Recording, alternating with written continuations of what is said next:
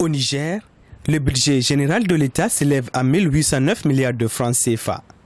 Le projet de loi de finances adopté par le gouvernement a été présenté ce 14 octobre 2016 à l'Assemblée nationale. Équilibré en recettes et en dépenses, le budget 2017 a connu une hausse de 2,28 milliards de francs CFA par rapport au budget 2016 en cours. Les grandes priorités du gouvernement s'articulent autour du programme de renaissance du président de la République Acte II, mais aussi de la déclaration de politique générale du gouvernement.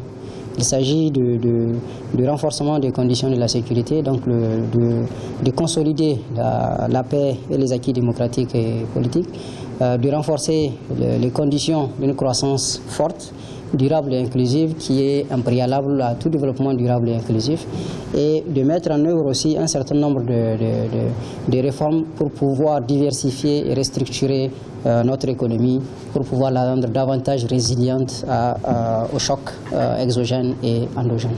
1070 milliards de francs CFA de recettes internes et 614,41 milliards de recettes externes composeront le budget général 2017.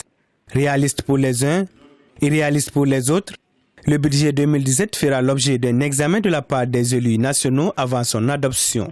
C'est un budget réaliste, mais qui tient compte quand même des grandes ambitions du président de la République, du programme de la Renaissance et du gouvernement. Donc globalement, je pense que c'est un budget de prudence qui nous a été présenté. Le gouvernement avait fait un aveu d'incapacité à réaliser des investissements.